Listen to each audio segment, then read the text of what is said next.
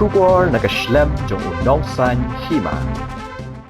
Ke North East Football Development Council kadang wat dikilat kinanti ban kentiu bat ban penklan ke jing lai kai football ke jilla ke than chetela mingi ken thobru ke Inter Club League ke badang don ke jing perkhat bat ke Dr. T Au Football Tournament ke bala pentemai ke kerdan jong ke jilla yakni la shim ha ke jing lang jong ke Nefdc ke bala penlong ha ke me jong ke arpu hundred tarik unai lar arjar arpu saw ha shillong klum ha kabala penlong de Meghalaya Football Association na kabenta banyak keren sani halor kita gi benta bat kiwai ki kam ki bakong san ha kabe dei bat ka Dr. T Au Football Tournament ka badai ka lempung yelai ka jong ka than chete la mingi u hamar ula ong ba yagani ki jingile ka la penlong de North Eastern Council hosnam arjar khandai Henry kala sakut nadu balawan ka klam jingpang COVID-19 ke Nefdc Tatmu ban Ïakren bat ke NEC bat ke tenat penroy jong ke sorkar Bteng ban sedang biang ya kini ke lempung yelek kai. We're looking at hosting it over 3 months. There'll be a total number of 60 matches played. Each franchise will play each other once, so twice, which makes it 56. Plus there'll be playoffs as well, which is a double eliminator style playoffs, which has the final, culminating in the final. We're looking at 3-4 venues now. We know there are 8 states, but we also have to figure out how to maybe reduce cost, which we'll get to later. The ideal time, we can discuss this again later, but it would be maybe Jan to March 2025 with the transfer window opening. So the franchise fee, we had initially touched upon this last time. We've worked more on the numbers and we've come up with something that we feel will be very feasible, which is that the franchise sale, each franchise will be sold for 50 lakhs each year. So the contract will be for a duration of 5 years. Each year, each franchise will be 50 lakhs. Initially we thought of maybe a higher number, but to make it work, to get more people interested in it, we thought this would be a more reasonable number. The total revenue to be made now for the North Eastern Football Development Council would be 4 crores in the first year. So where does all the other revenue come from? Now obviously we're looking at a title sponsor, we're looking at associate sponsors. We could have easily put some certain numbers to it, but without actually getting the work done, I don't think it would have made sense to do it.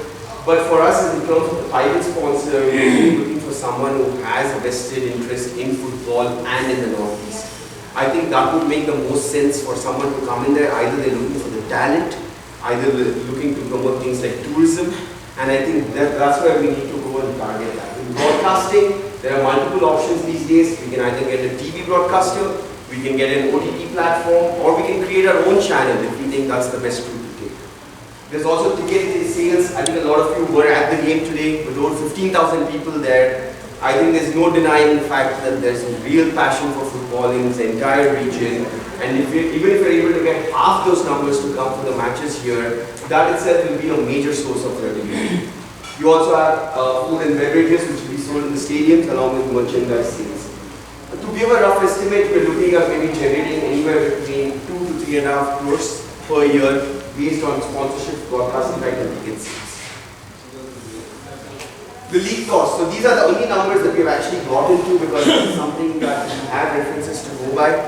You have your prize money, you have your league operations, marketing, logistics. Now league operations and logistics are being taken based on 3 venues.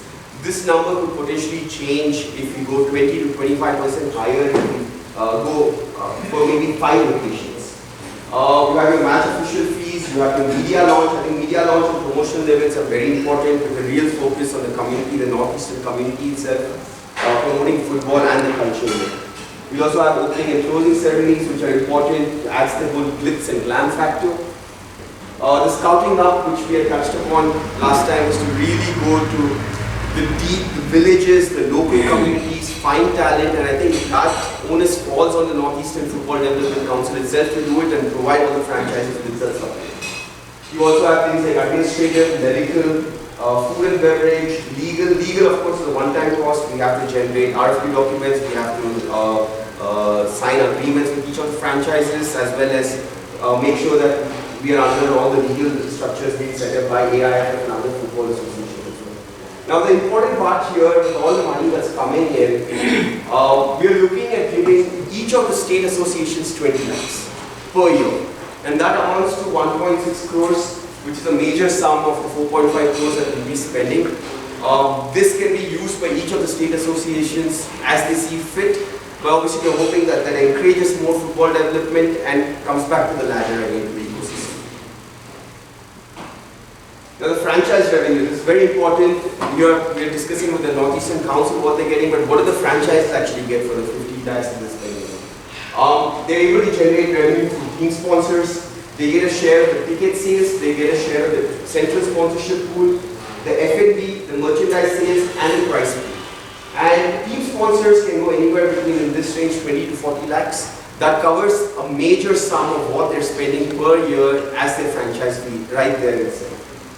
Ticket sales can be anywhere between 2.5 to 3 crores, even if you're able to get 5,000 people on an average for each match. And about 50% of those ticket sales will be going back to the clubs. In terms of the share of the central sponsorship pool, about 30 to 40% of that again will be split amongst all the franchises as well. To create a wholesome, holistic model where the revenue that's coming in is being split and given back to the teams is the best way to create a sustainable model that will last long term. So approximate revenue that can be generated yearly just from the league itself, the franchises will be making back about 50 lakhs. Now, they are spending more money, which we'll get to later. So where's the long-term sources of revenue that these franchises can get? One, obviously through government support. I think that football plays such a crucial role in all of the northeastern states. Whether this government support is coming through tourism sponsorship, I think there's a lot of synergy there between tourism and football to be able to get people from other parts of India, from other parts of the world to come to Northeast. To be able to witness Northeast in all its glory through football being the source. You can also have academies that are being set up with the money that's coming in. With the money that's coming in from the state associations and the franchises can take the responsibility to set up long-term academies. What we have noticed in the past, I would say especially 5 to 8 years, and I'll talk about myself being from Karnataka, which right now is quite a big footballing hub. We have over, I would say, 150 academies. And I can give it to you in writing that in each of these 150 academies, which are residential, we will have kids from the Northeast where parents are paying money to these places in South India or Karnataka or wherever else it's there. And those people can, instead of going there, can come to academies that are being set up in the Northeast itself with world-class facilities. First of all, we would like to express our gratitude to the President and all the members of the Meghalaya Football Association for coming and of the Executive Committee here in Shillong. Well, in the meeting we have discussed some issue that our President will be briefed to you.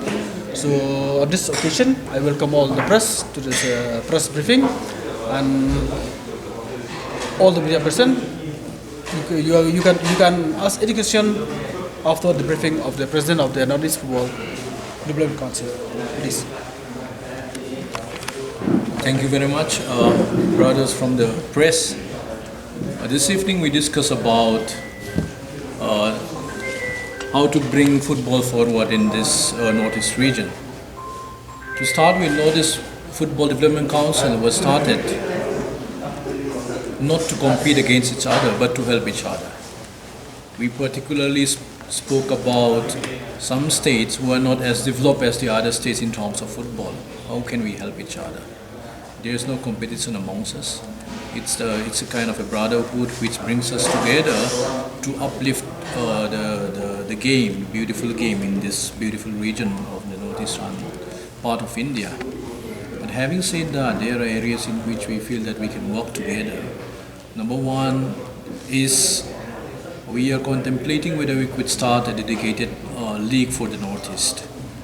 We spoke about it, but it's still in the discussion stage. We cannot announce it as of now how we go about, and also what are the kind of format, what are the kind of investment, what are the kind of future it holds. That is still under consideration. We are still talking about it. Of course, it was one of the agendas this evening. We spoke about it.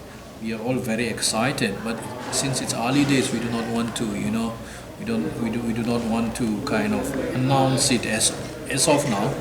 but I will say that it's in the pipeline. So we want to start a league which is dedicated to Northeast. Number two, we spoke about continuing the already existing the Totiao football tournament. It was started in 2009. That time it was run by the NEC. So today we discuss about the Totiao tournament, which was last played in 2020. After COVID, we could not continue it anymore. So today we resolved that we speak to NEC and to Donor Ministry to try and find out how can we revive the Totiao. Number three is we want to request the All India Football Federation to name one of the All India Football Federation competition in the name of the Totiao, who was the first team captain of independent India. And also, not only that, he was the team captain, he was the flag bearer of Indian Olympic, the whole contingent in which of London Olympic. So I forgot the year, but I can 1948. So that was right after independence. So we have the person from Northeast. So if you go back to history, that time Northeast was under one rule only.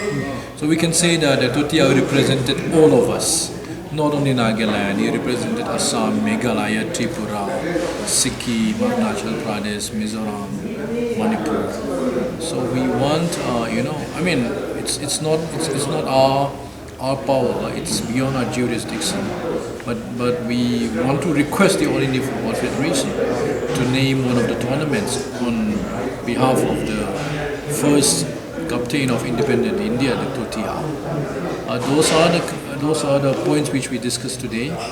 And apart from that, what we discussed was that going forward, how can we help each other, not compete against each other. So that was in a nutshell what we discussed during the meeting today. And of course, we are very, very thankful to Meghalaya FA for hosting us. So, in this meeting today, do you discuss something about for the youth development? Because we have seen Northeast is one of the hub where it produces lots and lots of players playing for the different clubs of the country and even in the national team also. But going by the years, we have seen that so we managed to produce, but no more quality players are here. Do you think have any in mind for the youth development? Because without the youth development or either start from the grassroots programs, until we have these systems in place, then it will be difficult for us maybe in the days to come. But even we cannot produce players even for the country. Oh, that's a very, very important question. We discuss about it because this is a part of the proposed league format. This league which is still in the pipeline. We are not announcing it now because we have to look for sponsor, we have to look for partners, we have to look for so many pragmatic questions still need to be answered. So it will be premature if I announce it now. Yes. But this league, if it is successful, the youth league will be very much a part of it. This will not be only senior league specific. So it will have a package in which the youth league will also be included. And one more question, what about for the women's football? Because we have seen women's football also. Yeah. Women's football we discuss. And I think it's do you think anything for them, especially for the Northeast, for the girls of the Northeast?